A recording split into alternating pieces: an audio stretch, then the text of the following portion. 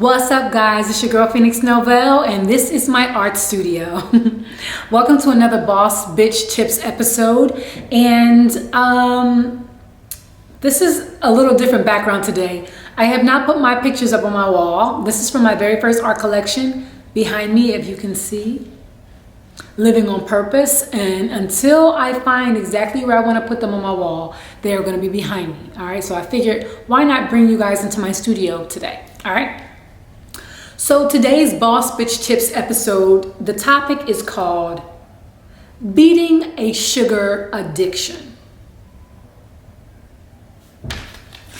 You know, one of the cool things I like about doing my series is that I cover all kinds of topics. You know, I think it's important for us to not be one-dimensional because life is just so vast, you know what I mean? And I think that if we're going to talk about being the best version of yourself, we have to talk about all the things that are hindering you from reaching that goal or making those achievements that you want. And I do believe that our physical health and wellness plays a big part in our overall attitude towards life and the things that we do, the way that we feel, how we act, the way we go after shit, our overall disposition. And so I'm going to tell you guys about my experience, and I'm going to hopefully shed some light on maybe some areas in which you could possibly beat a sugar addiction that you may not even know that you have. Listen, first and foremost, I was diagnosed with lupus when I was about 19, 20 years old. I developed some lesions right under my eyes, and that was my first indication that something was wrong. I couldn't necessarily tell in my body that something was wrong, but of course, you know, our face, a lot of us are so vain, and it's like, oh my God, my face. So as soon as I got these lesions, it was as I looked it up, it was like the butterfly rash was starting to form. And I went to the dermatologist and they did a, biopsy and everything. And it came back that it was lupus. I asked one question. I said, is it genetic? And the dermatologist was with one of his interns. And at the same time, they said two different answers. The dermatologist said, no. The intern said, yes. Immediately, in that moment, I realized that we were done here. Excuse me. I suffered from very horrible cramps, horrible menstrual cramps. I got my period when I was around 10, 11 years old, not to be so, FYI. But from a very early age, I was menstruating. From a very early age, I had very heavy periods and very painful periods. And I was on horse pills, 800, 600 milligrams of ibuprofen just to get rid of the pain. And I have been doing this for a long time, and when I found out that birth control stops your period, I wasn't even having sex, but I was like, I want to be on birth control. So for some reason, I was allowed to get on it. They allowed me to get on birth control, and I was on it, but I didn't change my dietary habits. And another thing that I did was, if you know anything about birth control pills, there's I think 28 days that are real, and then there's placebo pills, so that your period can come on and that you can regulate it, not just not have it. I never took those fake pills. I was in so much pain for my period, I never wanted to have it. So I just skipped over the fake pills and continued to take the real pills. So I wasn't getting a period for a long time, guys, which is crazy, right? But I didn't stop. Nobody told me to stop eating poorly. I was eating junk food. I was going to fast food restaurants. I was not eating salads. I knew nothing about alkaline acid, And a lot of my diet consisted of sweets, sugars, candies, junk food, carbs, not anything real. Unfortunately, sugar is in everything. And it starts at a very, very, very young age that we are exposed to it.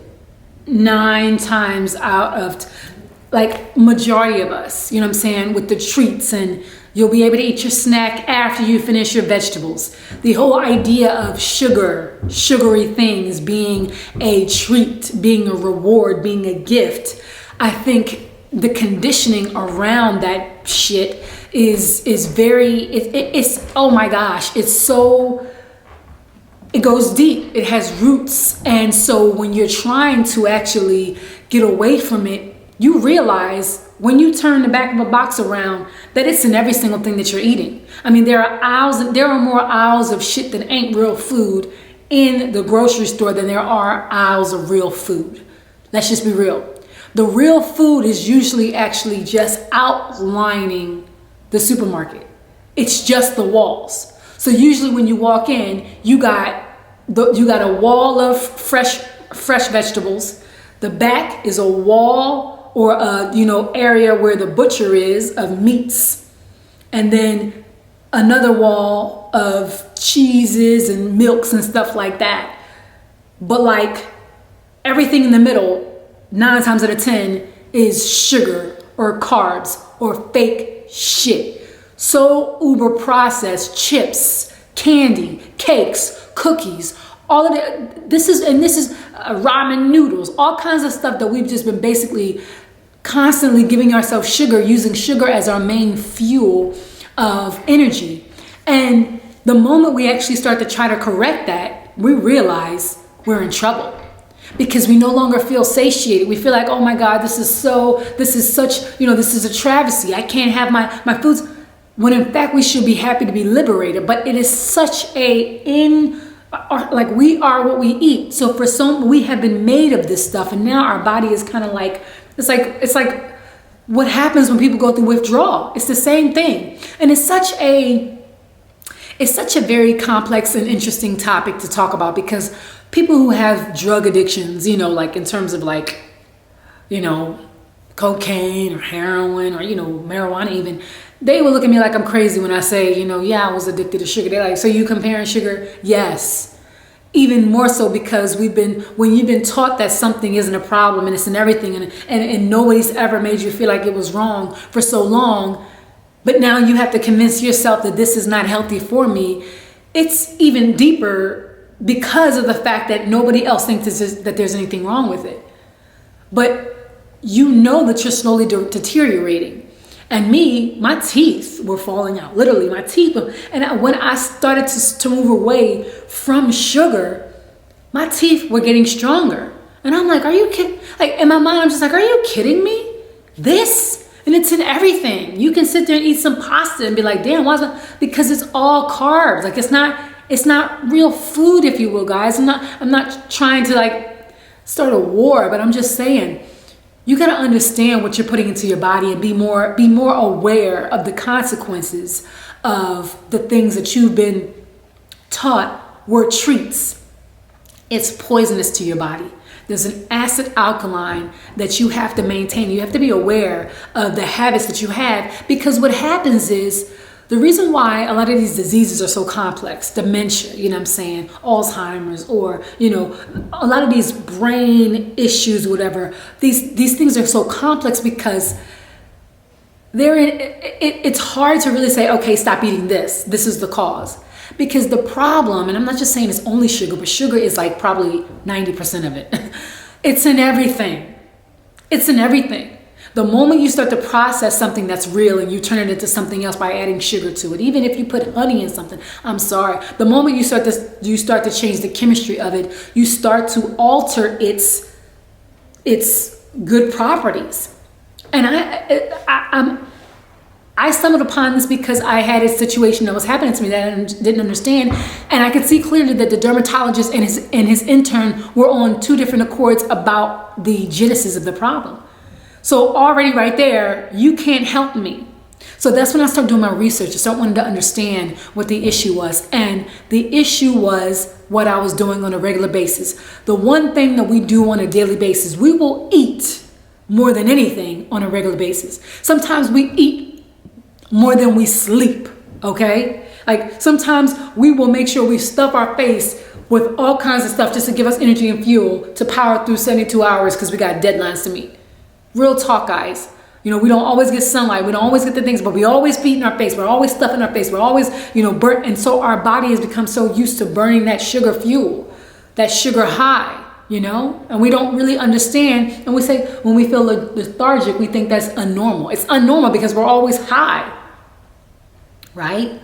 So beating a sugar addiction is not an easy feat. Because when you realize how much sugar is in everything, you start to sit back and realize how deep the rabbit hole goes. No, seriously, from down to what we were taught was healthy when we were very young, when we were kids, from down to what we were fed as kids, from down to drinking this ultra processed formula, as kids, from down to the chocolate milks and, the ketchups and all kinds of stuff that has sugar in it. You realize, oh my God, I have to now go outside of my way and spend a little bit more money to buy stuff that is not processed, to buy stuff that is not mass produced, to buy stuff that is organic. It is such a really, really, really, really serious conspiracy. And I hate to use that word, but there's no other word to describe it. And even to this day, people don't want to touch on it because there are so many businesses that will collapse. I mean, completely fold over if we start talking about what really is the culprit of a lot of people's illnesses and ill health. All right. So this video, for the most part, is not just, it's not about, oh yeah, you can, I'm telling you to be more aware of of your favorite products and what the main ingredients in those products are. Look at your overall health and well-being.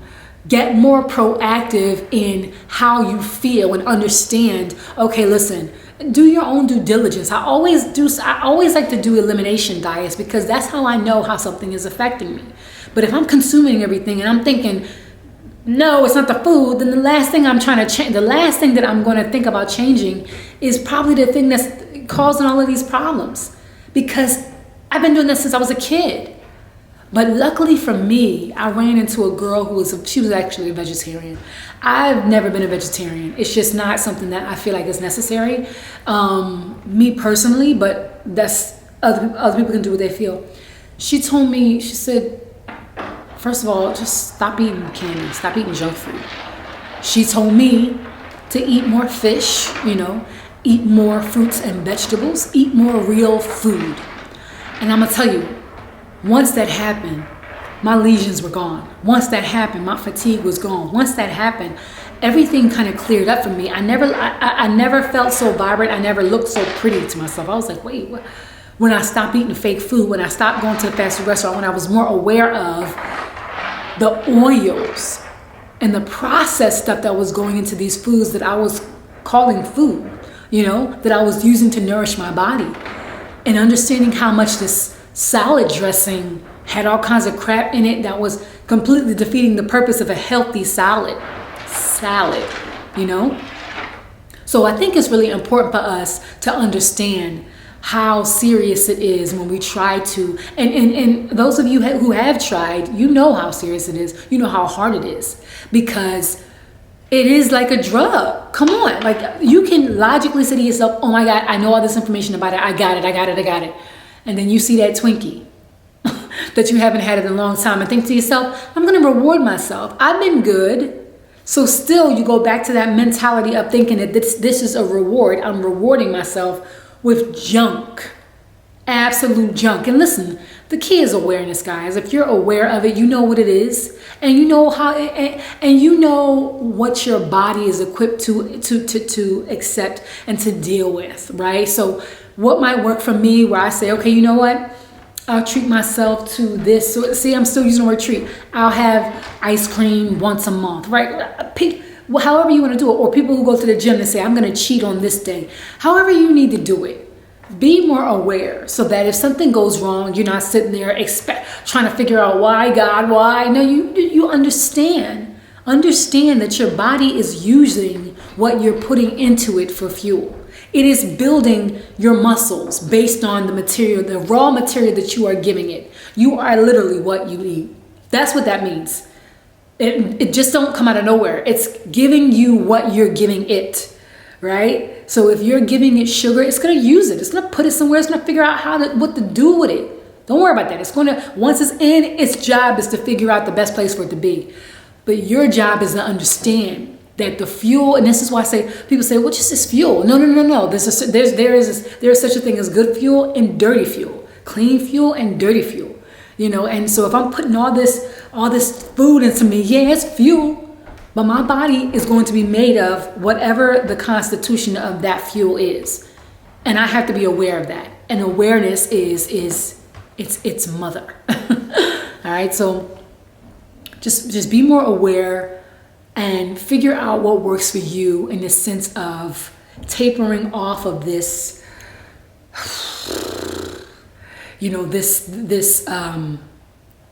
this system that we've been so used to being a part of. Even down to the candy yams, you know what I'm saying? Real talk, guys, and the cornbreads and all that kind of stuff that we don't even know how much sugar's in that shit to make it taste sweet, seriously. But if you really start looking to see, you'll be like, oh my God. Or you might try to look for alternative, versions of that thing that you love so much. Look at your health, look at your body, look at your physical wellness, look at the way can you remember things well? Do you have good energy levels? Are you functioning at a level that you feel is good when you're not on that, Red Bull Express, when you're not on that, caffeine high, when you're not on that sugar high, when you're not following all that junk food just to give you that, morning boost or whatever it is that you need. And you got to be real with yourself. You have to ask yourself, is this the way that I want to live? Be more accountable. All right, guys, so thanks for tuning in to another Boss Bitch Tips episode. If you have any questions, comments, thoughts, or topic ideas for me, leave it in the comments below or email me at asktheboss@gmail.com. That's ASKTHEBAWSE@gmail.com. Until next time, peace.